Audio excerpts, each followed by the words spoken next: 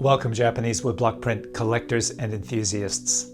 Today we will explore one of my top 3 favorite woodblock print artists, Toyohara Kunichika. First, I'll talk a bit about his background, and then we'll dig into some of his prints and print series. Fortunately, we do have a photo of Kunichika taken around 1897.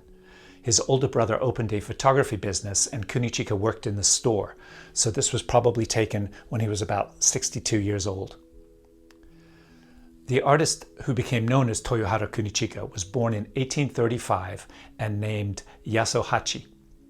His father owned a public bathhouse and his mother was the daughter of a tea house proprietor. And as a kid, he was known as a prankster.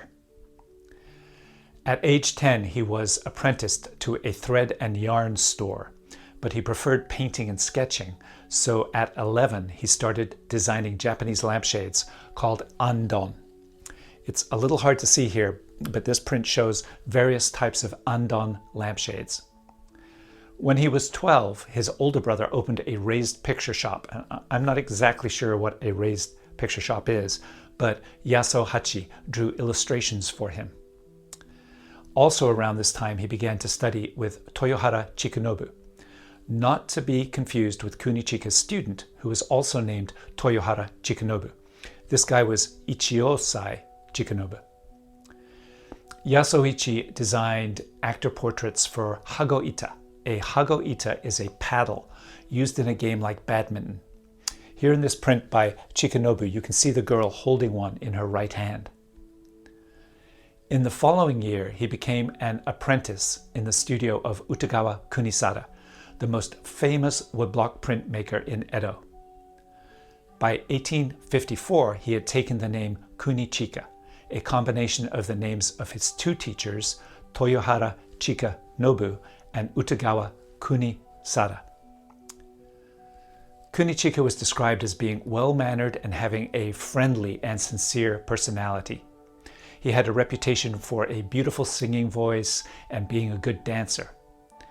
He enjoyed partying with the geishas and prostitutes of the Yoshiwara district, and he loved to drink sake, which was why he was constantly in debt and often borrowed money from the Kabuki actors he made prints of. One of his contemporaries said of him, "Print designing, theater, and drinking were his life, and for him that was enough."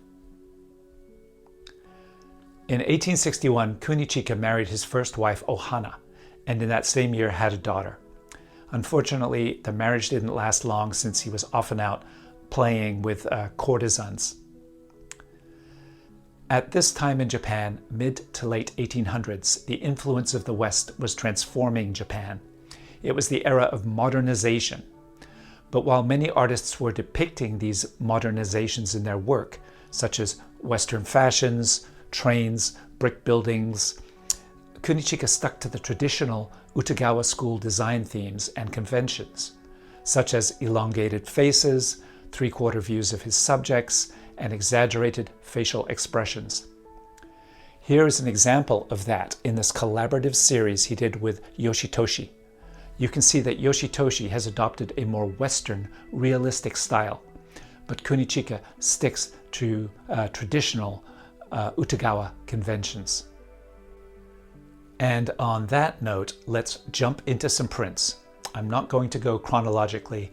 I'm going to divide his prints into various genres, starting with the genre he loved the most and is most famous for, actor prints, or yakusha-e.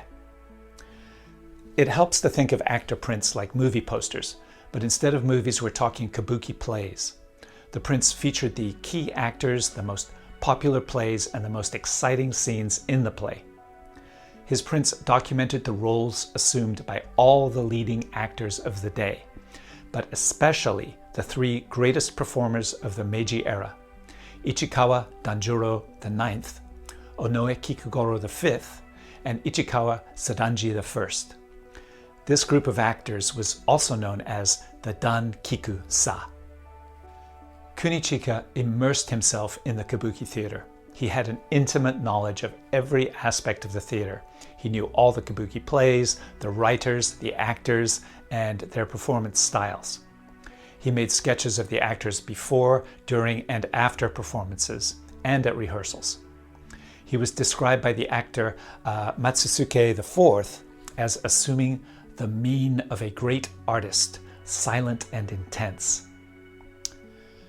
There are two major theater print series that he's famous for. Both were commissioned by the same publisher in 1893, and it took several years to finish them. The first one we'll look at is 100 Rolls of Onoe Kikugoro V. His nickname was Baiko, so it's also called 100 Rolls of Onoe Baiko. So that is 100 separately designed prints of the same actor in 100 of the Kabuki roles he played on stage. And as I go through some of these prints, you can see the range of male and female characters that Baiko portrayed and the way that Kunichika really brings them to life as woodblock prints. The top 1/3 of the prints have a description of the play and the role, along with a supporting actor. The bottom 2/3 is Baiko in a half-length portrait, portraying the lead role at a key point in the Kabuki play. You will notice that there's nothing subtle about Kunichika's use of color. Just like the theater, it's all about staging the actors in a dramatic way so they really pop from the backgrounds.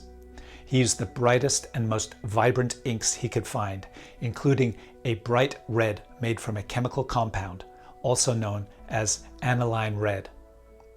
And this is why I like to refer to Kunichika as the master of red. The second actor that Kunichika did 100 prints of was Baiko's rival, Ichikawa Danjuro IX. You can see that this series follows a similar 2/3, 1/3 structure, but it's much less boxy. There's no supporting actors, although sometimes there are some inset images. This borderless layout really allows the actor to break into the top 1/3 and dramatically fill the whole print. Notice the peony flowers around the cartouche. This was Danjuro's family emblem, and I think that's a really nice touch. Both of these actor print series used deluxe printing techniques, such as embossing, burnishing, being sprinkled with mica, double printing, and metallic inks. Side note, Kunichika was quite friendly with Onoe Kikugoro, but had a testy relationship with Danjuro. From what I've read, I think each thought the other was arrogant. In any case, Kunichika did hundreds of prints with Danjuro in them. Now let's talk about triptychs. The triptych is the perfect format for Kabuki because it creates this widescreen view and allows for multiple actors to appear. Kunichika probably designed a few thousand of these prints. If you're a fan of Kabuki theater and acting, you're in luck. These prints are very affordable, with most prices ranging from $200 to $500. These prints will usually have 4 to 6 actors in them posing on a Kabuki stage, with the names of the actors and the roles they are playing. The actors are often in dramatic poses that Kunichika was an expert in capturing. Many of these prints can be traced back to the theater and performance dates. In the 1880s and 90s, Kunichika also pioneered the one-actor triptych, where one actor is spread across 3 panels for a really dramatic effect. These are some of his most sought-after prints. Before we leave the theater genre, I have to talk about his O-kubi, or big head print series. Other artists before him had designed O-kubi style prints. This one is by Kunisada from 1860. And if we compare the two artists, Kunichika's O-kubi look like they are going to pop out of the frame. The backgrounds take on this abstract appearance, the faces are really stylized with oversized eyes, and that mie glare is really pronounced. All of these aspects allow Kunichika to communicate the actor's personality and acting style. Let's take a break from Kabuki prints for a bit and see some bijinga, or beautiful women prints. When we think of beautiful women prints, we think of Utamaro and Keisai Eisen. These are the classical Japanese beauties. Much later, we think of Chikanobu. who was a student of Kunichika's, but I think Kunichika deserves a seat at this table. Let's look at some of his Bijinga prints, starting with 32 Fashionable Physiognomies from 1869. The word physiognomy means characteristics or types. Many artists in ukiyo-e used this construct when it came to describing different types of women and embodying that somehow in a print. This series had simple, vibrantly colored backgrounds and the title and text description in the overlapping boxes at the top. The design, the hair, the kimono, the details are beautifully rendered. A similar looking Bijinga series from 1878, Mirror of Flowering Manners and Customs. The difference here is that this series integrates the influx of Western culture and how it influenced traditional Japanese manners. Commentaries on the modern manners are written in the large square cartouche, and in many of the prints there are Western items such as umbrellas and English books. The final Bijinga series I'll show you is my personal favorite, 36 Good and Evil Beauties. The women in these prints were not actors in roles but depictions of famous good and evil women throughout Japanese history. Once again, Kunichika worked with expert carvers and printers to achieve high-quality print designs. I would love to write a book on this series because I think the prints and the women in them are very compelling. Continuing the historical genre, let's look at one of his well-known series based on the famous novel, The Tale of Genji. This series from 1884 is called 54 Modern Feelings. It's a parody where Kunichika has illustrated the chapters of the Genji story with updated modern beauties dressed in contemporary fashions of the day. This last print of abalone divers is my favorite from the series. Another pseudo-historical series I want to show you is Good and Evil Demon Mirror, a series featuring men and women bandits from history and legend. This series is notable because of the simple monochromatic backgrounds. In the foreground, the bandits are actively involved in some sort of battle and dressed in blue and white kimonos with strong patterned designs. It's definitely one of his most exciting print series. Okay, now let's talk about restaurants. Kunichika designed several series of restaurant prints. Here we see 36 famous Tokyo restaurants published in 1870. The restaurant is represented by these subtle inset images in the top left of these prints. The background is a striking red diagonal with a white asa no ha, or hemp leaf pattern. The lower half of the background is a sumi-e style monochromatic painting.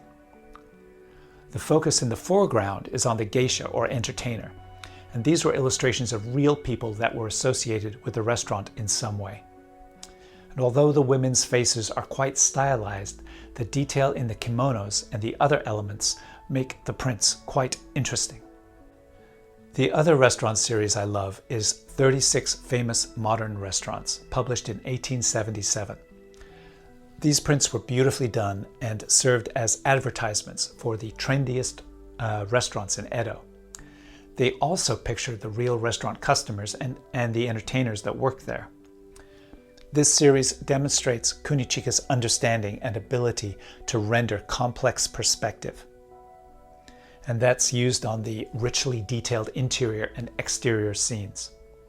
Wouldn't it be great to go back in time and actually eat at some of these places? During his career, Kunichika made collaborative print series with several artists, including Yoshitoshi, Hiroshige II, and Kawanabe Kyosai. Kunichika died at his home in the year 1900 at the age of 65 due to a combination of poor health and bouts of heavy drinking. On Kunichika's grave, his death poem reads, "Since I am tired of painting portraits of people of this world, I will paint portraits of the king of hell and the devils." On hearing of his death, the famous actor Danjuro IX said, "His death marks the end of such ukiyo-e print masters." Kunichika has been called one of the three greats of Meiji ukiyo-e, along with Yoshitoshi and Kiyochika. He had many students, but his best-known student was Toyohara Chikanobu. If you're interested in learning more about Kunichika, the top book out there is Amy Reigel Newland's Time Present and Time Past, Images of a Forgotten Master. We've also done several videos about his life and his work. Thanks for joining me on this artist profile video. Please like and subscribe, and happy collecting.